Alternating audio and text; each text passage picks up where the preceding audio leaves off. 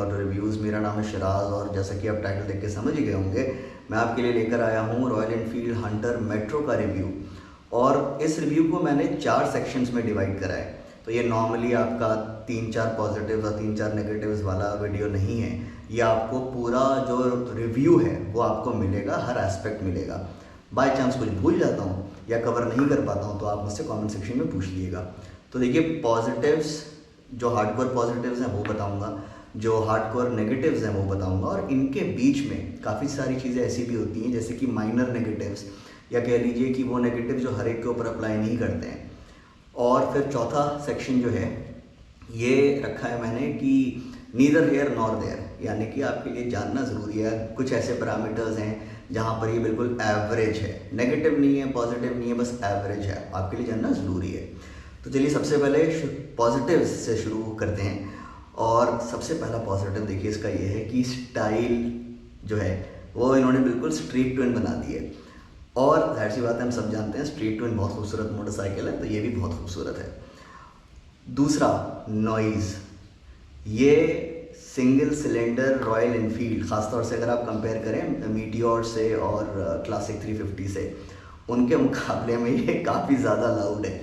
मतलब इसमें मुझे नहीं लगता कि कोई आफ्टर मार्केट एग्जॉस्ट लगवाएगा, और उसूलन लगवाना भी नहीं चाहिए। और पुलिस और भी सख्ती करी है, पर पुलिस की वजह से नहीं यार, इतना शोर मत मचाओ। इसका जो साउंड है वो बहुत अच्छा है, लाउड भी है, तो मुझे लगता है कि हर एक को पसंद आएगा। तीसरी चीज़, सीट हाइट। ये रॉयल एनफील्ड की, अगर हम उससे पूछें कि रॉयल एनफील्ड की ऐसी कौन सी मोटरसाइकिल है जिसमें सबसे आसानी से हमारे पैर पहुंच जाएंगे, जाहिर सी बात है मैं छोटी हाइट के लोगों की बात कर रहा हूँ, ये है। मीटियोर से भी ज़्यादा इसमें पैर टेकना आसान है। और तो यानी कि मेरी हाइट है 5'1", 5 फुट से लेके मतलब 5'3", 5'4" भी हैं, और उसके ऊपर तो ऑफकोर्स आप आराम से चला ही लेंगे, पर मीटियोर से ज़्यादा आपको आसानी होगी इसमें पैर टेकने में। फ्यूल एफिशिएंसी कितना देती है, देखिए 38 का मैंने जो 1 लीटर में जो फ्यूल एफिशिएंसी टेस्ट करते हैं हम लोग, वो उसमें मेरे को दिया 38 का। और मैं रहता हूँ ग्रेटर नोएडा, यहाँ पर ट्रैफिक काफ़ी कम है थैंकफुली, उम्मीद करता हूँ आगे भी ऐसा रहे। खैर, तो औसत दर्जे का ट्रैफिक मिला मुझे, और मैं 80 के ऊपर नहीं गया, पर मैं 40 पे भी नहीं चल रहा था कि मुझे एवरेज अच्छी निकालनी है 40 पे चलो, जी नहीं, नॉर्मली बाइक चला रहा था जैसे ट्रैफिक में चलाई जाती है। तो यानी कि पहले दूसरे तीसरे गियर में अगर मुझे ओवरटेक करना है, मुझे लग रहा है कि यार नहीं यहाँ पर मुझे तेज़ी से उठानी है, तो मैंने वो सब करा।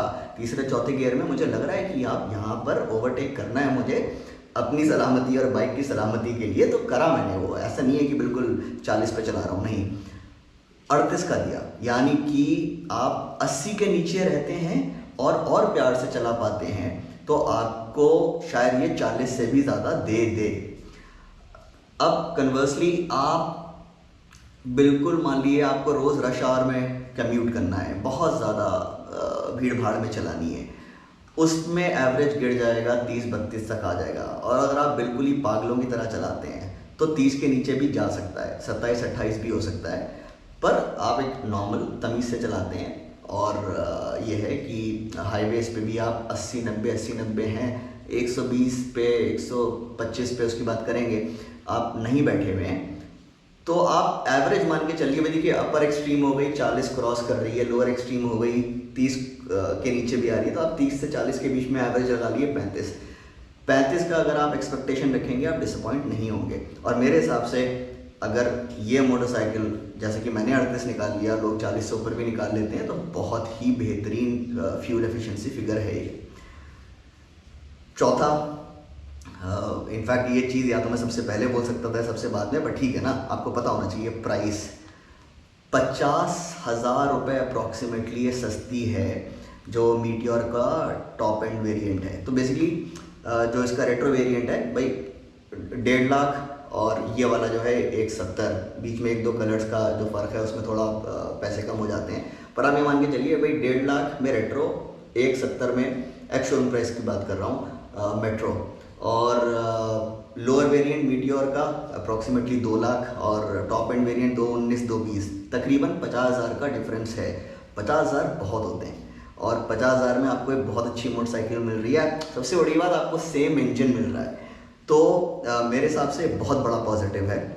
और ऑफ कोर्स रॉयल एनफील्ड ने निकाला भी इसलिए है कि जिन लोगों के बजट के बाहर हैं 2 लाख वाली गाड़ियाँ, वो ये ले पाएँ। और उनको नहीं चाहिए 150 सीसी या 200 सीसी की, उनको चाहिए कि हमें 350 सीसी की मोटरसाइकिल चाहिए, उनके लिए है। 5वां, स्पीडोमीटर इसका बहुत एक्यूरेट है।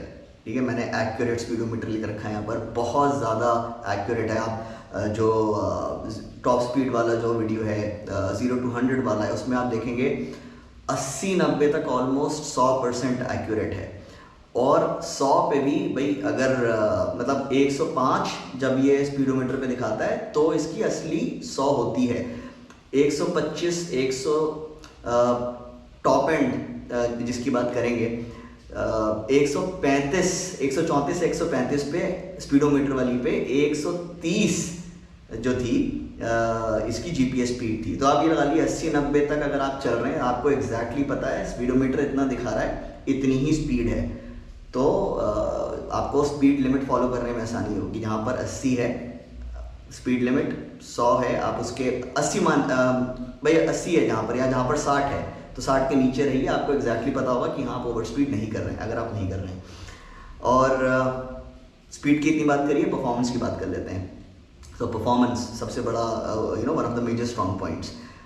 टॉप स्पीड में ये क्लासिक को, मीटियोर को धूल चढ़ा देती है। No offence Meteor classic guys, पर हकीकत है कि उनकी टॉप स्पीड 120 का वो 121 नहीं होती है, 120 रहती है। ये चौथे गियर में 120 टच करती है।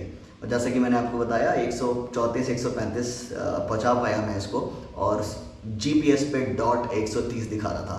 तो ये कितना जो वेरिएंस है, जो स्पीडोमीटर है 5% से भी कम हुआ, वो भी 90-100 के बाद। बाकी ज़्यादातर मोटरसाइकिल्स के अंदर it's anywhere between 7 to even 10%। 140 दिखा रही है और असली स्पीड जो है वो निकल कर आ रही है 118 120 125। तो परफॉर्मेंस कितने लिए मैंने 1 2 हाँ, सीट हाइट की मैं एक पॉइंट में ऐड करना भूल गया कि छोटी हाइट वालों के लिए सीट हाइट बहुत अच्छी है। पर इसका ये मतलब नहीं है कि जो लंबे लोग हैं, लंबे लोग का मतलब है मैं 5-10 तक की बात कर सकता हूँ आपसे, क्योंकि 5-10 छोटा भाई है समीर, उसके चैनल का लिंक नीचे दे दूंगा, उसने ये रिव्यू करी थी।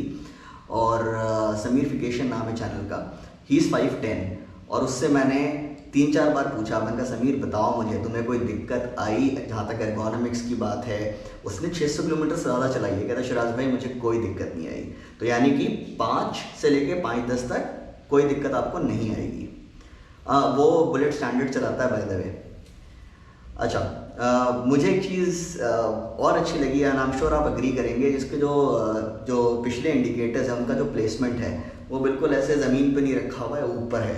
आपको तो पता ही है हमारी कंट्री में चाहे बैंक की लाइन हो, एटीएम की लाइन हो, कोई सी भी लाइन हो, जहाँ लाइन नहीं भी हो वहाँ पर भी बिल्कुल बस नहीं चलेगा कि आपके पीछे घुस जाएं। तो ट्रैफिक में क्या होता है आपको, मतलब मुझे काफ़ी I am quite paranoid about that, खासतौर से मीडिया व्हीकल्स को लेके कि यार कोई पीछे से ना इंडिकेटर वगैरह ना तोड़ दे। तो इसके अंदर वो दिक्कत नहीं आएगी, थैंकफुली अभी तक जो है किसी ने ऐसा नहीं करा। और मैं खैर जब रोकता हूँ तो मैं थोड़ा पीछे मुड़ के देखता भी रहता हूँ, ताकि उनको पता लग जाए कि भाई हाँ मैं अलर्ट हूँ। तो साइकोलॉजिकली हेल्प करता है, लोगों को पता होता है कि हाँ मेरे को यहाँ नहीं जाना है। खैर, और ये हो गए हमारे सारे पॉजिटिव्स। अब बात कर लेते हैं नीदर हेयर नॉर देयर वाली चीज़ों की, कि ना पॉजिटिव है ना नेगेटिव है। तो आप बुराई नहीं करेंगे उस चीज़ की, पर आप उसके कसीदे भी नहीं पढ़ेंगे। तो ब्रेकिंग पावर है, एक्चुअली ब्रेकिंग पावर अच्छी है, आप तारीफ करेंगे उसकी, पर फील बिल्कुल नहीं है, बिल्कुल ज़ीरो फील है। तो आपको शुरू में अंदाज़ा नहीं होगा कि मुझे किस सिचुएशन में कितना ज़्यादा प्रेशर अप्लाई करना है। तरीका बता रहा हूँ भाई, दोनों में ABS है। जहाँ पर भी आपको लगे, ख़ासतौर से इमरजेंसी सिचुएशंस में, बिना किसी संकोच के पूरे ब्रेक ले लिए, गिरेंगे नहीं। और क्योंकि पूरे ब्रेक ले रहे हैं तो आपको ये नहीं होगा कि अरे यार मुझे और ले लेने चाहिए थे ब्रेक, इतने डिस्टेंस में जो है आपने कम लिए और पता लगा खुदा ना खास्ता घुस गए तो फ़ायदा नहीं है ना। पूरे ब्रेक लीजिए और आप गिरेंगे नहीं। जब रेट्रो चलाऊंगा उसमें शायद पिछले वाले ब्रेक में नहीं है, सिंगल चैनल ABS है, उसमें मैं आपको एग्जैक्टली टेक्निक बता दूंगा कि किस तरीके से ब्रेकिंग करनी है। और राइड एंड हैंडलिंग बहुत अच्छी नहीं है, ख़राब भी नहीं है। देखिए जैसे मीटियोर और क्लासिक की, इनकी भी जो है बहुत अच्छी नहीं है, ख़राब भी नहीं है, तो ऑलमोस्ट समझ लिए उन्हीं जैसी है इसकी। और मैं एक्सपेक्ट कर रहा था कि हैंडलिंग इसकी बहुत मज़ेदार होने वाली है, वो नहीं है केस। पर आप डिसअपॉइंटेड भी नहीं होंगे, पर जैसा कि मैंने आपको बोला कि आप इसके बारे में पोएम्स नहीं लिखेंगे।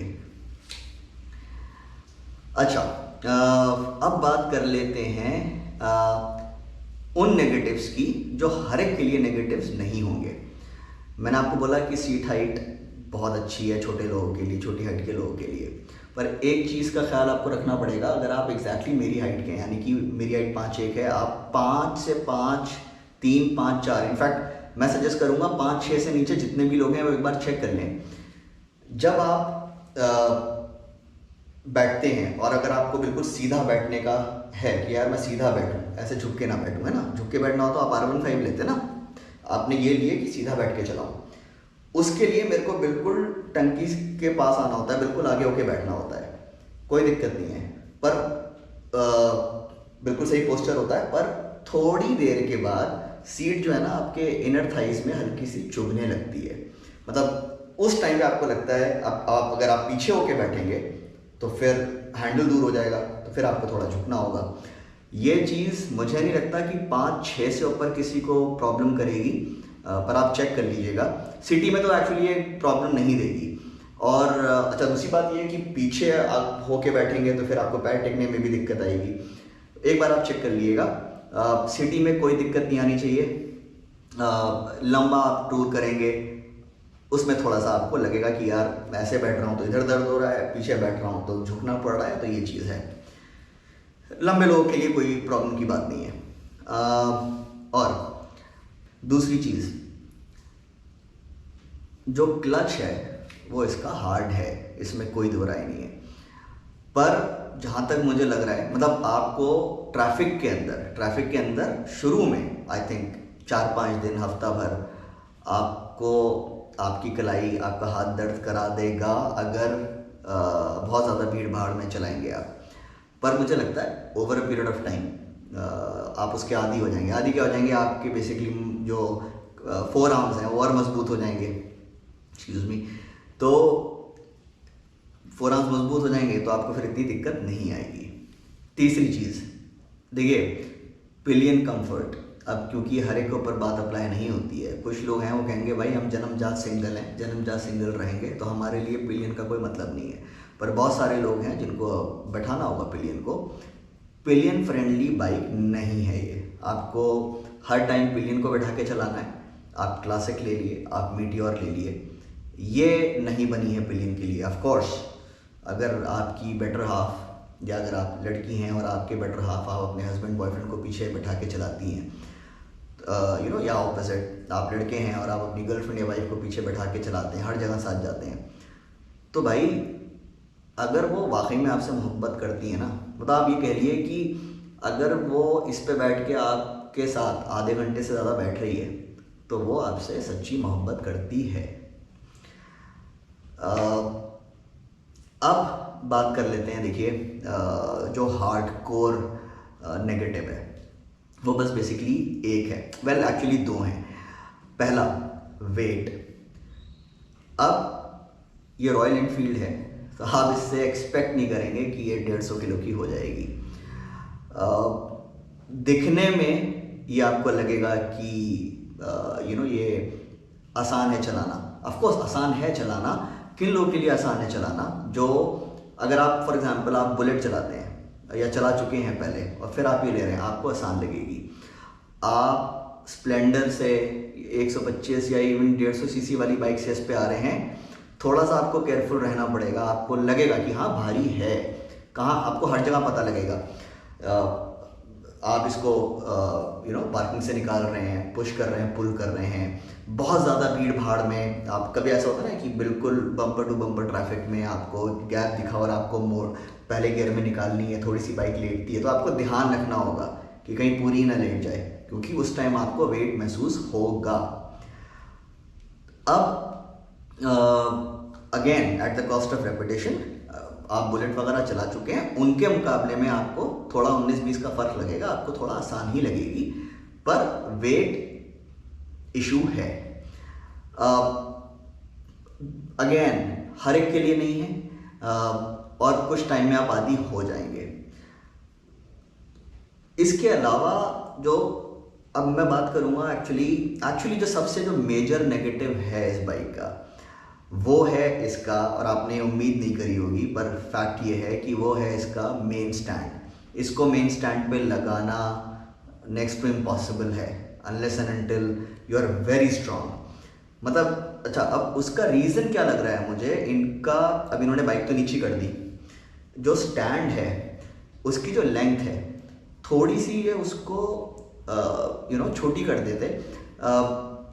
समीर से मैंने बोला, मैंने कहा यार तुम अपनी स्टैंडर्ड का ज़रा मेरे को वो नाप के दो, तो उससे 1 इंच छोटा है इसका स्टैंड। मीटियोर का और क्लासिक का मैं कोशिश करूँगा कि उसका भी नापूं, और क्योंकि मीटियोर के वीडियो में बोला है उसको स्टैंड पे लगाना आसान है, क्लासिक को स्टैंड पे लगाना आसान है, दिक्कत नहीं आई। इसको लगाने में बहुत दिक्कत आ रही है मुझे, और आपको पता है कि मतलब अभी तक ये मैं इस बात को इसलिए भी एम्फसाइज कर रहा हूँ क्योंकि मुझे इतनी दिक्कत मुझे दिक्कत आती नहीं है डबल स्टैंड पे लगाने में, चाहे वो पुरानी बुलेट्स हो, नई बुलेट्स हो, कोई सी भी मोटरसाइकिल हो, नहीं है, इसमें बहुत आई। और हवा का थोड़ा जो, और बाय द वे जब मैं बाइक लेने गया तो इन्होंने हवा चेक करके नहीं दी थी, हवा दोनों टायरों में बहुत कम थी। इनके ही मैनुअल में लिखा है कि 29 आगे और पीछे 32 होनी चाहिए, और बहुत बहुत कम थी एक्चुअली हवा। फिर उसके बाद मैंने भरी, चेक करा, और कोई फ़र्क नहीं पड़ा, क्योंकि क्या होता है जब बिल्कुल हवा कम होती है तो पीछे खींचने में और फिर आपको दिक्कत भी होती है। छोटी छोटी चीज़ें होती हैं जो बहुत ज़्यादा इंपॉर्टेंट रोल प्ले करती हैं। थोड़ा मैंने बढ़ा के भी देखा, कोई फ़र्क नहीं पड़ा।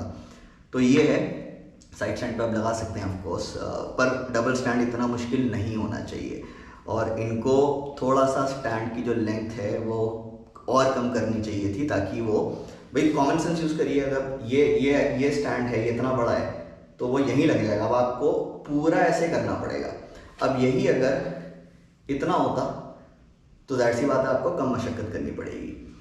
तो ये था मेरा रिव्यू, प्रोज एंड कॉन्स और बाकी सारे पॉइंट्स। और अगर आपको लगता है कि कुछ चीज़ें मैंने कवर नहीं करी हैं तो आप प्लीज़ मुझसे पूछिएगा कमेंट सेक्शन में, और सब्सक्राइब कर लीजिएगा अगर नहीं कराओ, और बहुत जल्द मुलाकात होती है नए वीडियो के साथ। बहुत बहुत शुक्रिया देखने के लिए।